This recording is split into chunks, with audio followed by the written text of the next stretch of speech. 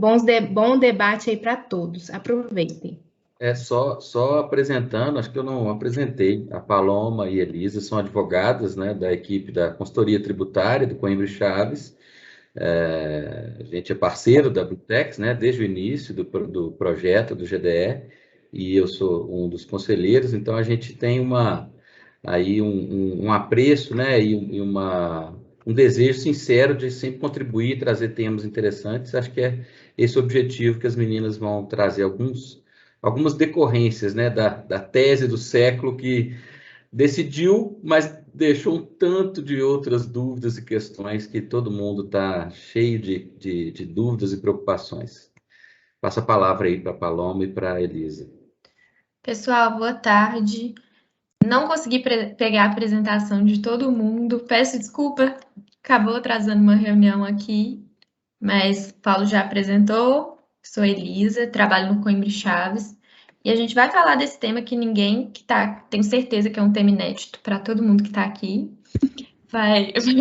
Só vai aparecer coisa nova, mas deixar os meus colegas apresentarem para a gente prosseguir com o tema.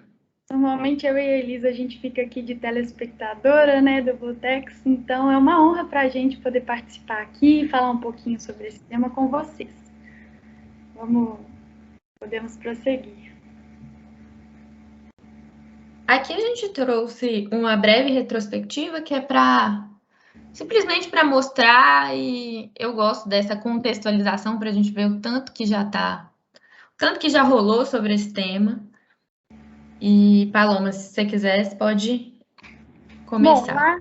Bom, lá em março de 2017, que não chega nem a ser o começo dessa discussão, né?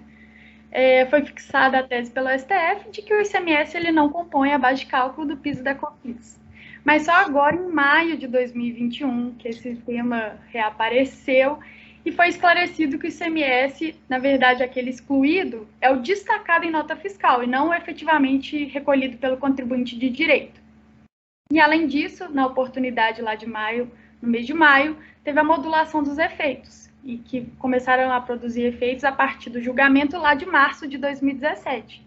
Isso quer dizer, então, ressalvados os casos em que os contribuintes ajuizaram a ação em período anterior. Então, isso quer dizer que se um contribuinte ele ajuizou uma ação em 2005, ele poderia recuperar o dos 5 anos anteriores, e aí ele teria, então, agora em 2021, 21 anos de créditos recuperáveis a serem compensados aí. Então, é só um panorama recente do que aconteceu de 2017 até esse ano. Uma coisa que eu não sei se todos sabem é a perspectiva jurídica da modulação de efeitos. A modulação de efeitos, assim, normalmente ela vem para tirar direito do contribuinte. Porque, teoricamente, o contribuinte teria 5 anos para recuperar esse tributo, quando, na verdade, o STF fixa um marco, como se a partir daquilo ali, a partir daquele momento, o direito dos contribuintes tivesse constituído. Quando, na verdade, a gente sabe que a discussão deveria ir desde a existência do próprio tributo. Exatamente. E aí a discussão começou mesmo em 1992. Eu e a Elisa, a gente não era nem nascida quando começaram a discutir se o ICMS compunha a base de cálculo do PIS e da COFINS. E na época, o STF já tinha decidido em 1996-97 que isso era um tema infraconstitucional, então cabia aos estados e o STJ decidir sobre essa matéria. Na época, tinha a súmula 68 e 94 do STJ, e lá fixava de forma muito clara: o ICMS não compõe a base do PIS, a base de cálculo do PIS. O ICMS não compõe a base de cálculo da COFINS. Então, esse era o panorama da época. Em 1999 também foi distribuído um RE, conhecido pelo ministro Marco Aurélio, pela exclusão do ICMS da base de cálculo do PIS e da COFINS. A distribuição da DC número 18, lá em 2007, e foi seguindo. A discussão ela era majoritariamente desfavorável para o contribuinte. Ninguém acreditava que isso ia vingar. Até que, em 2017, teve o julgamento com a repercussão geral, o tema 69, objeto dessa apresentação também, que reconheceu que o ICMS não compõe a base de cálculo do PIS e da COFINS. Teve a oposição dos embargos, e que só foram julgados o arquivamento da DC número 18, a publicação da solução de consulta interna número 13 de 2018, e agora, em 2019 a publicação da instrução normativa, e agora em 2021 a decisão dos embargos de declaração, que decidiram lá pela modulação dos efeitos, e também qual ICMS efetivamente seria excluído, né? Se é aquele recolhido ou destacado, e decidiu que era destacado. Eu estou passando bem brevemente, assim, porque eu acho que aqui todo mundo tem mais ou menos uma noção do tanto que essa discussão rendeu desde 1992. Então, isso aqui é para ilustrar, olha tudo que aconteceu no meio do caminho, né? E uma das discussões revisitadas diversas vezes é o conceito de faturamento da Constituição Federal, lá no artigo 195. Então, a jurisprudência do STF ela é até pacífica ao afirmar que o faturamento não equivale à receita, mas tem correspondência para fim da cobrança infraconstitucional do PIS da COFINS, que a noção de receita bruta, que é aquela decorrente, sobretudo, da venda de mercadorias e prestação de serviço. E, além disso, faturamento, isso aqui é um conceito muito importante que faz a gente entender a raiz da discussão, é que faturamento ele não é qualquer ingresso financeiro na contabilidade do contribuinte. Então, tem uma diferença entre ingresso e entrada. Para ser considerado faturamento, tem que ter um efeito positivo sobre o passivo e entrar no patrimônio de maneira certa e restrita. Isso são, assim, conceitos que a gente pegou da decisão do STF, inclusive, da ministra Carmen Lúcia. É só uma coisa, Paloma, exatamente essa discussão que começou lá em 92 de qual seria o conceito de faturamento que consta na Constituição.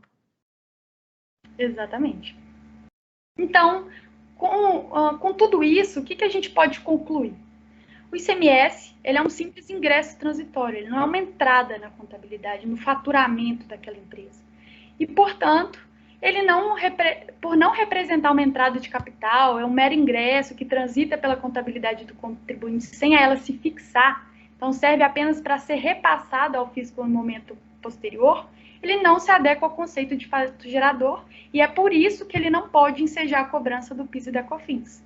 E aí o que se decidiu agora nesse ano é que a análise desse ICMS na contabilidade ela deve ser observada mês a mês. Então tem que ser observado o mês fiscal, porque vai ser excluído aquele destacado na nota fiscal e não efetivamente recolhido, que é um fato novo, né?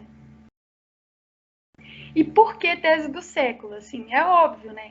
Essa discussão, ela abrange diversas empresas de diversos setores da economia. É uma discussão quanto ao conceito de faturamento da Constituição lá desde antes de 1992. Ela acarreta uma discussão da incidência de tributos sobre tributos, teses reflexas que a gente vai ver, que vai ser objeto efetivamente da nossa apresentação aqui. Ele gera teses reflexas. Ela gera novas oportunidades para quem é advogado, né, e gosta de discutir um pouquinho melhor o que esse conceito pode acarretar, mas gera novas oportunidades, novas discussões e, principalmente, né, um impacto financeiro nas empresas e nos cofres públicos. E aí a gente até destacou aqui, antes mesmo dos EDs, já se falava em um impacto nos cofres públicos de 250 bilhões de reais. E é claro que esse valor a gente considera que foi subestimado, né? E aí, com essa decisão dos EDs agora, surgiu uma notícia no Valor Econômico que fala que de 2017 para cá, as empresas já compensaram mais de 117 bilhões de créditos relacionados com essa tese. Então, assim, a gente está falando de muito dinheiro, de muito impacto financeiro nas empresas e também nos cofres públicos. Então, é algo que, assim, como manchete, chama a atenção. Tem muita notícia que envolve esse assunto. E isso serve como um gancho, assim, por mais que a gente veja que essa decisão do STF, ela trouxe impactos financeiros, tem algo subentendido aí, porque ela instigou uma rivalidade entre o contribuinte e o fisco, que já existia, mas ela instigou ainda mais para discutir outras coisas. Bom, beleza, o ICMS não compõe a base de cálculo do PIS e da COFINS, mas o que mais? E aí, outras discussões. E o ISS, ele compõe também? E pode incidir tributo calculado por dentro, tributo incidindo sobre outros tributos? Olha o tanto que isso gera outras discussões, né? E aí a gente entra nas oportunidades.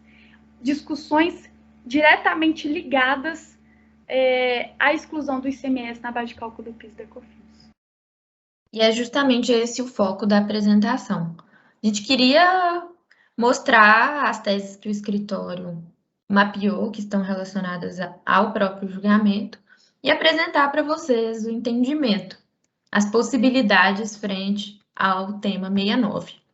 Então, como primeira possibilidade, a gente tem que o ICMS ele deve integrar o custo de aquisição dos bens para fins de creditamento. E aí, o ponto-chave da tese é o valor da mercadoria ali é uma coisa, enquanto o crédito da não cumulatividade é outra.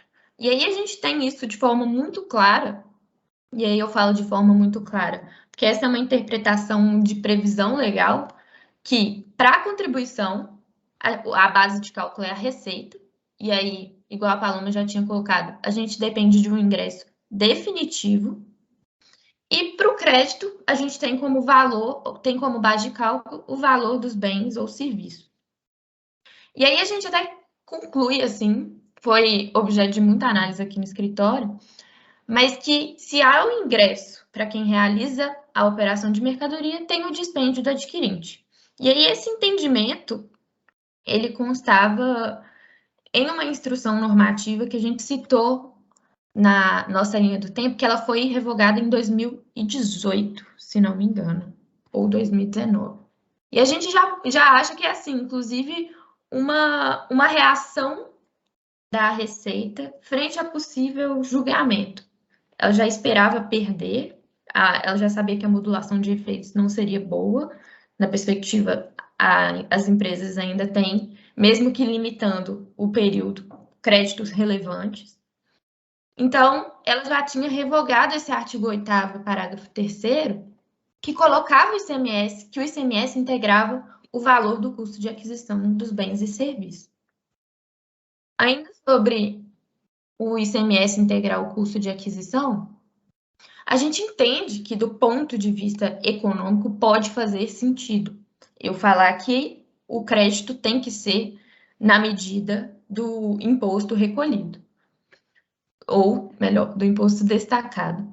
Mas o que a gente tem na lei não é isso. Então, a realidade legal, pelo menos hoje, é que são coisas diferentes. Base de cálculo é diferente. Então, a nossa conclusão é que o ICMS, de fato, compõe o custo de aquisição das mercadorias, independente de recuperação, porque isso, se acontecer, será em um momento posterior à recuperação dos créditos. E aí a gente tem como descrição da tese aqui no escritório, que não é possível, nem em razão da cumulatividade, nem em razão da recuperabilidade do tributo, excluir o ICMS do custo de aquisição. E aí a gente teria como forma para aproveitamento da tese o mandado de segurança preventivo, tem como classificação de êxito provável. A gente acha que está muito relacionado ao tema 69, então, provavelmente, a decisão seria favorável aos contribuintes. Outra que a gente enxerga como oportunidade, uma tese reflexa disso é: beleza, posso excluir o ICMS da base de cálculo do PIS e da COFINS. E no caso do ICMS substituição, como é que isso fica? Vamos voltar lá. O ICMS é um imposto não cumulativo e ele é um imposto indireto. Isso significa que a gente consegue enxergar duas figuras, que é o contribuinte de direito, que é aquele que efetivamente recolhe o ICMS para o fisco, e o contribuinte de fato, que é aquele que assume o ônus financeiro desse imposto, quando ele vai adquirir uma mercadoria ou uma prestação de serviço. Enfim. E em regra, então, o que acontece? A gente viu que o ICMS ele não se adequa ao conceito de faturamento. E o ICMS ele é tão somente uma obrigação tributária que circula na contabilidade dos contribuintes. Então, como regra geral e aplicando a tese 69 do STF, é o seguinte: em cada etapa daquela cadeia de circulação de mercadoria, em relação ao valor adicionado da etapa e que surge com essa nova etapa da cadeia, aquele contribuinte de direito, ele vai poder excluir o ICMS destacado na nota fiscal em sua apuração mensal da base de cálculo do PIS e da COFINS. Então, assim, em razão dessa transitoriedade, ele vai ter o direito de excluir o ICMS. Só que o ICMS substituição, ele nada mais é do que uma modalidade de pagamento e recolhimento do ICMS, é uma modalidade. O ICMS continua o mesmo. E o que acontece? Nesse caso, você presume que vai haver a circulação de mercadorias em demais etapas. E aí você elege um contribuinte específico, um contribuinte de direito, para recolher de forma antecipada aquele ICMS, em nome próprio ou em nome dos demais da cadeia. Aí eu vou pedir para você voltar lá, Elisa, só um pouquinho. E aí, aquele contribuinte de direito, ele está recolhendo o ICMS em nome próprio e em nome dos demais, mas o que a gente não pode esquecer é que, nesse caso, existe mais de um contribuinte de direito. Se não fosse assim, a gente teria um tributo monofásico. Então, a regra de transitoriedade, ela permanece nesse caso. Aí agora você pode passar, por gentileza. Só que a discussão é a seguinte: a jurisprudência, ela é pacífica em relação ao substituto, que é aquele que recolhe em nome próprio dos demais o ICMS ao fisco, de poder excluir o ICMS substituição da base de cálculo do PIS e da COFINS da contabilidade dele. O que a jurisprudência não concorda e ela é desfavorável é do substituído, que é aquele que está lá na frente da cadeia, de poder excluir esse ICMS. E qual que é a justificativa? É que essa despesa, esse ônus que vai sendo repassado de contribuinte e contribuinte até chegar no contribuinte de fato, que é aquele consumidor final, que essa despesa para o substituído ela é definitiva e que não haverá repasse de valores pelo substituído, mesmo que ele considere esse custo na formação do seu preço de venda. Mas a gente tem que entender aqui é que existe mais de um contribuinte de direito. Não faz sentido você permitir que o substituto consiga excluir e o outro contribuinte de direito não pode excluir do valor adicionado dele na cadeia produtiva. Essa é uma das discussões que a gente tem aqui. E qual que é a conclusão que a gente chega?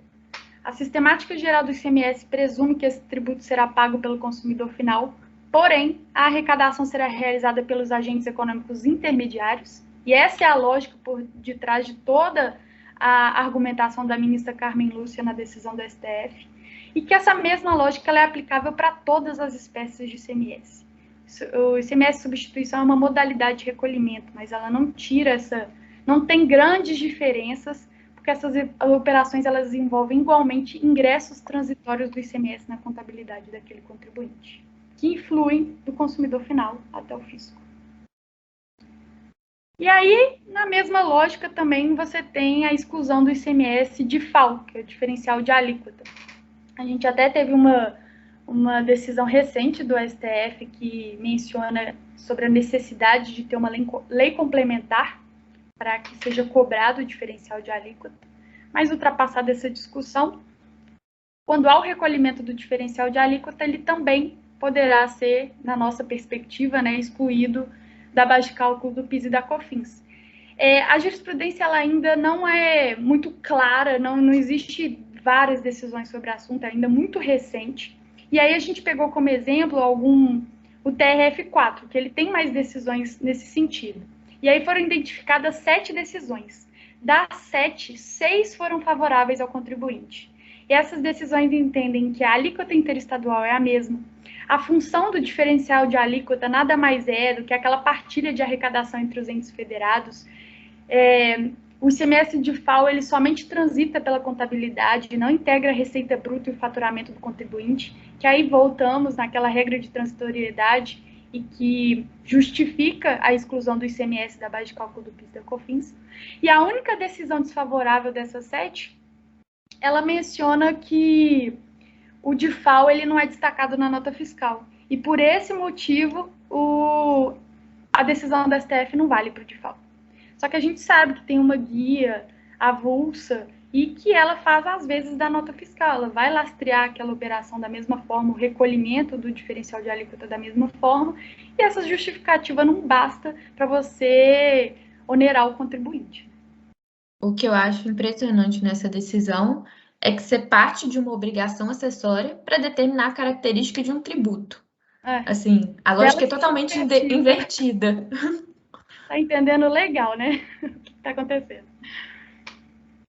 E aqui a gente pegou, nós não vamos adentrar na especificidade de cada uma, mas é para mostrar o que isso gera, né? Então, gera discussão.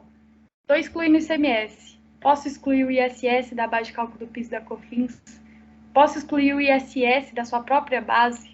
Posso excluir as taxas da base de cálculo? O PIS e a COFINS da sua própria base de cálculo?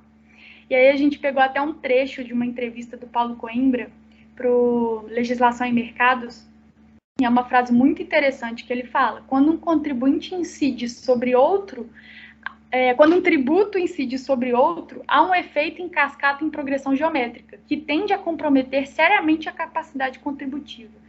Quanta coisa a gente compra uma caneca, a gente compra uma caneca, quanta coisa não está embutida no preço dessa mercadoria, quanta coisa não está embutida no faturamento de uma empresa, na aquisição de mercadoria de uma empresa, na contabilidade, o quanto que isso não interfere no que a gente paga hoje.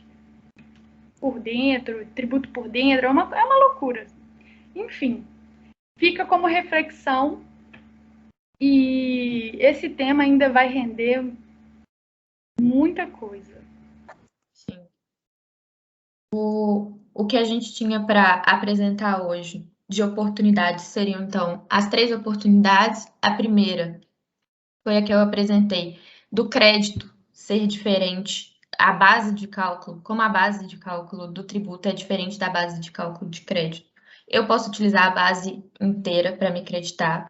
Aí a gente tem ST e DIFAL. Assim, são teses que a gente avalia que são boas, porque tem muita sinergia com a própria decisão, com o tema 69. E eu não sei se o Paulo gostaria de acrescentar alguma coisa, alguma visão dele sobre o tema. O que ele entende das teses?